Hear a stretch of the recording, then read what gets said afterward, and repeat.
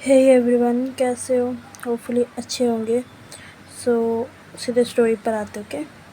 Previous part में हमने देखा था जो आरफ होता है वो रिया को अपने आर्म्स में लेके रिया सो जाती है और आरफ बस उस कॉलर के बारे में ही सोचता है। एंड आरफ भी फिर थोड़ी देर बाद उसको भी नींद आ जाता है एंड सो जाता है वो भी। अब नेक्स्ट मॉर्निंग सुबह की हल्की रोशनी कर्टन्स के बीच से रूम में आ रही होती है और रिया आरफ के आर्म्स में ही थी सोती हुई और उसको टाइटली पकड़ के होल्ड करके हक करके सोई हुई थी आराम से रिया। और आरफ ने पूरी रात ठीक से सोया नहीं था। वही सब चल रहा था उसका दिमाग में, मिस्टीरियस कॉल्स, कौन है कौन नहीं करके। और थोड़ी देर बाद रिया की भी आंखें खुलती हैं और आरफ का फेस देखती है रिया सीधे और बोलती है कि आप सोए नहीं हो ना, इतनी सोच रहे हो उस बात को लेकर। फिर आरफ अपनी आंखें खोलता है और रिया की तरफ देखता है, स्माइल करता है और उसके फोrehead पे एक सॉफ्ट सा किस करता है और कहता है कि आपको टेंशन नहीं देनी थी इसीलिए चुप रहा था। और रिया हमें रेडी रहना होगा, पापा है या और कोई इजीली गिव अप नहीं करने वाला जहाँ तक मुझे लगता है, और जो भी है उसके बातों से लग रहा है। उसके बाद रिया का जो मन थोड़ा सा था वो हैप्पी हो जाता है और वो आरफ के चेस्ट पर सर रख के सॉफ्टली बोलती है कि जब आप हो मुझसे मेरे पास तो मुझे डर नहीं लगता, और चाहे जो भी हो हम दोनों साथ फेस कर लेंगे, ओके। आरफ भी स्माइल करता है और बोलता है कि ओके अब उठो मेरी झांसी की रानी, कॉलेज नहीं जानी है आपको क्या? रिया भी स्माइल करती है और हाँ बोलती है और फिर दोनों उठते हैं। पहले रिया चली जाती है वॉशरूम, वो रेडी होके आ जाती है, फिर आरफ जाता है और थोड़ी देर बाद ये लोग रेडी होके नीचे आते हैं और नीचे डाइनिंग हॉल में डाइनिंग एरिया तरफ सब रेडी होकर बैठे होते हैं डाइनिंग टेबल पे। और ये दोनों भी जाकर बैठते हैं और चुपचाप अपना ब्रेकफास्ट करते हैं। और आरफ और रिया कुछ नहीं बताते किसी को भी वो कॉल्स के बारे में। और थोड़ी देर बाद ही ये दोनों बाय बोलकर सबको निकल जाते हैं।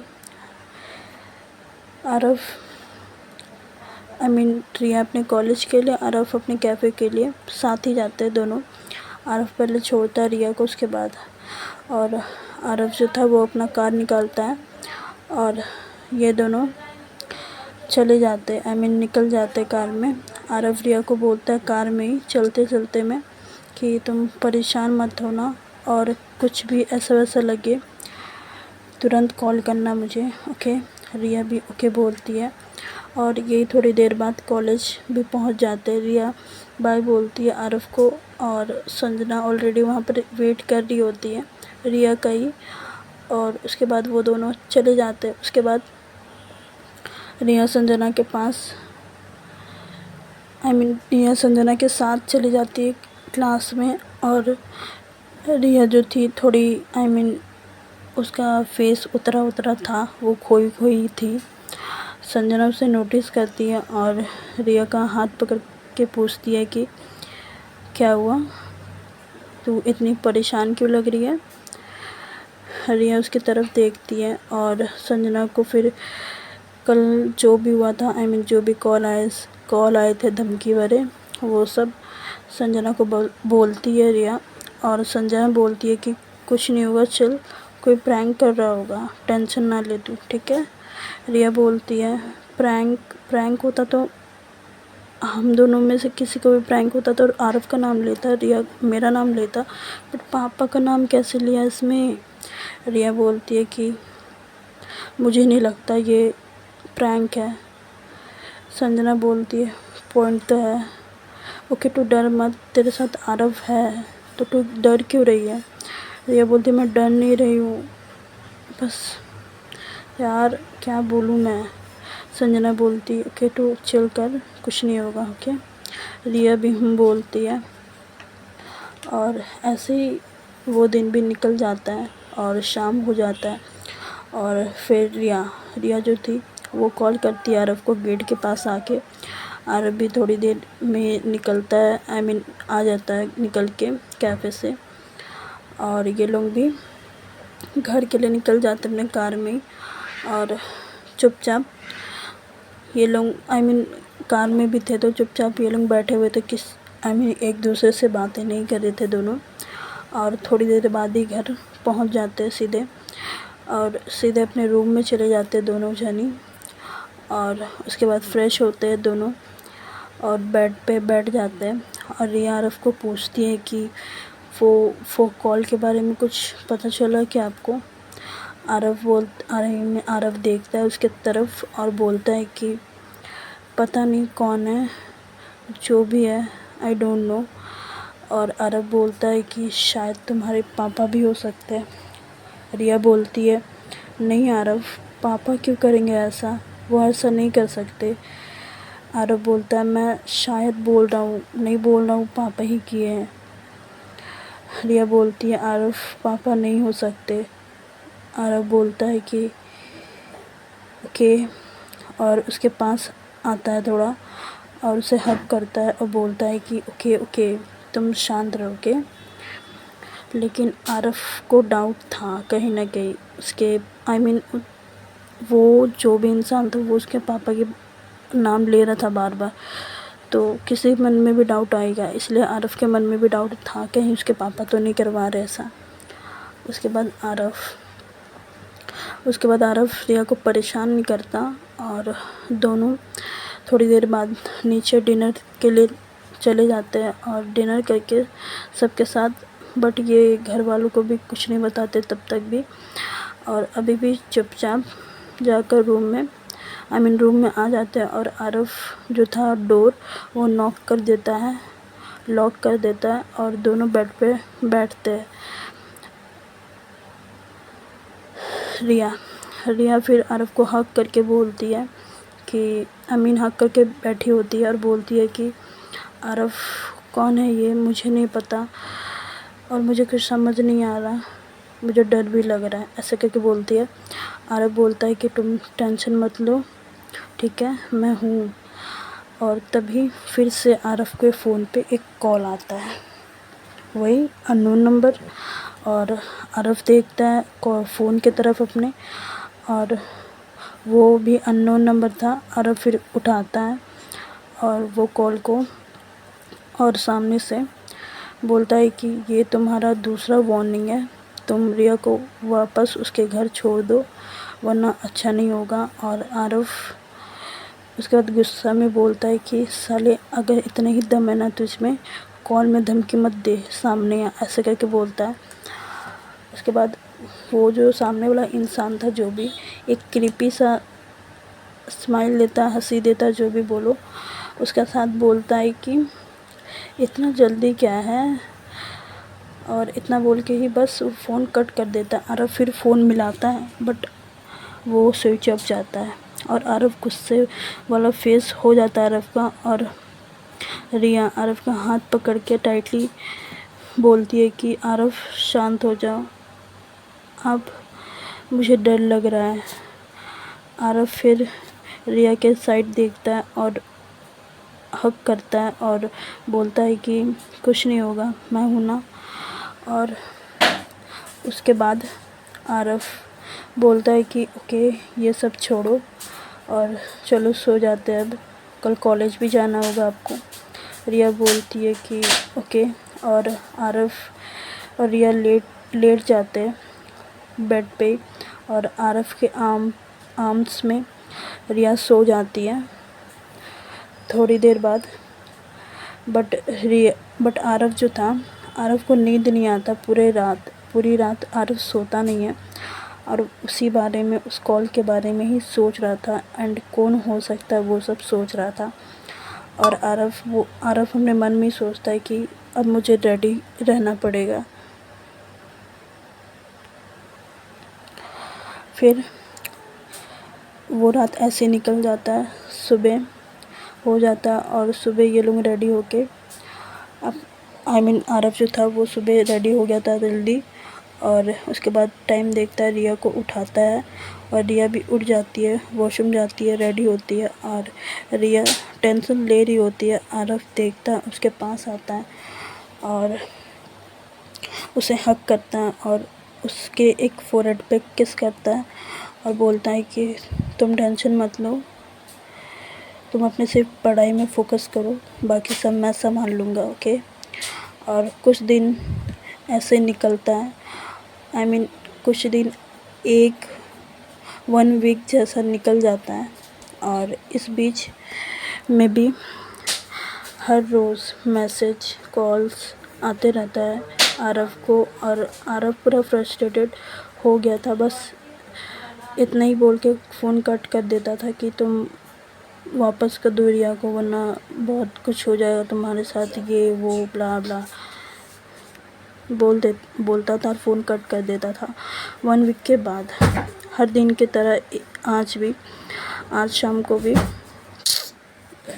उसी अननोन नंबर से वो कॉल आता है और जैसे ही आता है आरव उठाता है और वही सामने से बोलता है कि जो सामने वाला इंसान होता है वो बोलता है कि गेम अभी चल रहा है आरव, तुम्हें लगता है क्या है, तुम उसे कितना बचाओगे, तुम जितना बचा सकते हो उतना बचा लो रिया को। बस इतना ही बोल कर फिर फ़ोन कट हो जाता है और आरव इस बार फ़ोन जो था अपना वो टेबल पे फेंक देता है ज़ोर से, और आरव का फेस, इतने दिन का जो फ्रस्ट्रेशन था वो साफ दिख रहा होता है।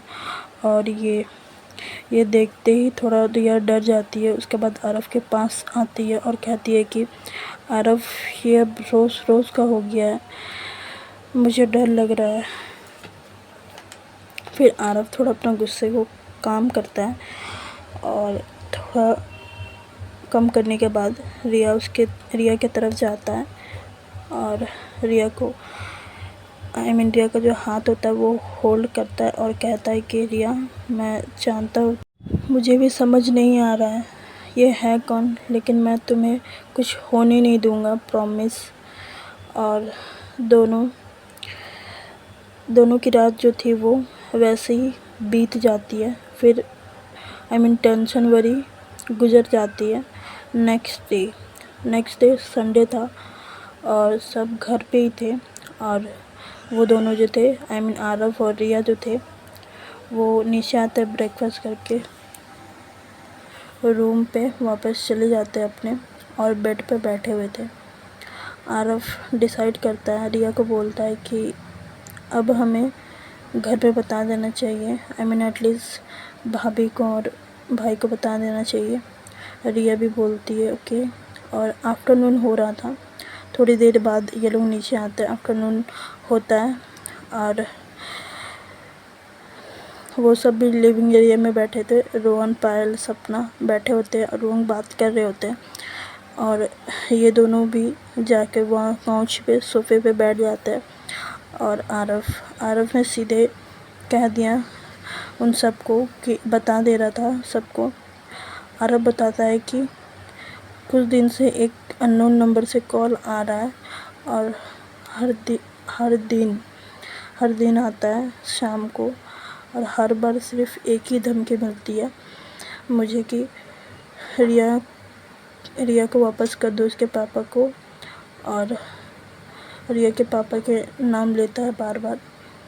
और सब थोड़ा शॉक हो जाते हैं सुन के, और पायल बोलती है कि क्या मतलब, कोई तुम्हें डायरेक्टली ट्रिगर कर रहा है। फिर रोहन थोड़ा सीरियस हो के बोलता है कि आरव तो टेंशन मत लो, जो भी होगा कभी ना कभी तो सामने आना ही पड़ेगा और हमें फेस करना ही पड़ेगा, और हम सब तुम्हारे साथ हैं, तुम दोनों अकेले नहीं हो के। पायल भी रिया का हाथ पकड़ के बोलती है कि देखो, अभी रिएक्ट मत करना, सिचुएशन अभी ख़राब है, एंड ये सिचुएशन और ख़राब मत करो, और अभी आराम से रहो। और ये सोचो कि सही वक्त आएगा तो वो खुद आएगा सामने और हमें फेस करना होगा कि रिया और आरफ बस सर हिला देते हैं और थोड़ी देर बाद रूम में चले आते हैं दोनों, और वो दिन भी ऐसे ही निकल जाता है ये लोगों का। नेक्स्ट डे सेम दोनों उठते हैं हर रोज़ की तरह और फ्रेशन अप होते हैं, नीचे आते हैं, ब्रेकफास्ट करते हैं, सबको बाय करके आरफ रिया निकल जाते हैं कार में, रिया को आरफ को छोड़ने के लिए कॉलेज। और संजना गेट पे ही रहती है, रिया का वेट कर रही होती है, और जैसे रिया आती है वो वैसे ही संजना आती है उसके पास और आरफ को बाय बोलती है। आरफ बोलता है कोई भी दिक्कत हो तुरंत कॉल करना मुझे, ओके। रिया हाँ बोलती है और आरफ फिर चले जाता है वहाँ से अपने कैफ़े। और जो रिया थी वो संजना के साथ क्लास जो था वो उसमें चले जाती है। उसके बाद रिया डेस्क पे बैठी होती, क्लास का डेस्क होता है ना, उसमें बैठे होते हैं लोग, और रिया थोड़ी खोई होती है। संजना बोलती है कि क्या हुआ तुझे, आज फिर से कॉल आया था क्या? संजना बोलती है कि फिर रिया बताती है उसे कि हाँ फिर से आया था ऐसा। संजना बोलती है कि कुछ नहीं होगा, तू डर मत, ठीक है। और ऐसे ही उनका दिन भी निकल जाता है और शाम हो जाता है। शाम हो गई थी, रिया संजना जो थी वो गेट पर आती है और संजना बोलती है आरफ को कॉल किया तूने? रिया बोलती है कि हाँ बोल दिया मैंने, वो आ ही रहा होगा। संजना बोलती है कि ठीक है फिर मैं निकल रही हूँ, मम्मी ने कॉल किया था तो ठीक है। रिया भी ओके बोलती है और संजना भी निकल जाती है। अब जो रिया होती है वो अकेले खड़ी होती है, आरफ का वेट करती होती है कॉलेज के गेट के पास। तभी एक लड़का आता है रिया के पास और उसने अपना फेस को पूरा कवर कर रखा था मास्क से, एंड एक रुमाल था उसको भी बांध रखा था उसके हेड पे, और उसके ऊपर से उसने कवर कर रखा था कैप से भी। और ऐसे ही वो सीधे आता है रिया के पास और उसने कुछ बोला नहीं, बस एक फोल्ड किया हुआ जो लेटर होता है, पेपर होता है, वो उसको दे देता है रिया को और वहाँ से तेज़ी से भाग जाता है। वहाँ से तेज़ी से निकल जाता है, कुछ सेकंड्स में ही वहाँ से वो गायब हो जाता। और रिया को जब तक कुछ समझ आता तब तक वो चला गया था। और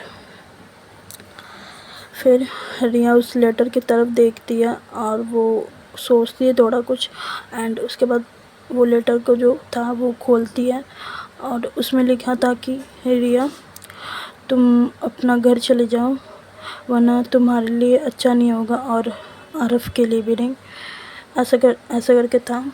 और रिया उसे पढ़ते ही उसे थोड़ा शॉक लगता है और उसकी आंखें थोड़ी बड़ी बड़ी हो जाती है, उसके हाथ जो थे वो शिवरिंग करना स्टार्ट करते हैं। उसके बाद तभी आरफ जो था वो भी आ जाता है गेट के पास, अपना कार रोकता है और आरफ रिया के हाथ पे लेटर देखता है गाड़ी के अंदर, और आरफ थोड़ा समझ जाता है कि कुछ है घपला, कुछ हुआ। और वो तुरंत गाड़ी का जो गेट होता है वो खोल के रिया के पास आता है और बोलता है कि क्या हुआ रिया, कि किसने दिया? रिया बोलती है कि पता नहीं, कोई फेस कवर करके आया हुआ था एंड आई डोंट नो, वो पकड़ा के चला गया लेटर को। आरफ देखता है उसे ले लेता है और रिया भी दे देती है चुपचाप, और वो पढ़ता है। आरफ उस टाइम बहुत गुस्सा हो जाता है। वो अपना जो मुट्ठी होता है वो हाथ का वो फोल्ड कर देता है एंड बहुत गुस्सा आ रहा था आरफ को। अब आरफ चाहता था कि जो भी है सामने तो आए। बस आज के लिए बस इतना ही, और बाकी के पार्ट कल। अभी के लिए लाइक, सब्सक्राइब, शेयर, कमेंट कर देना, और bye bye, good night, take care.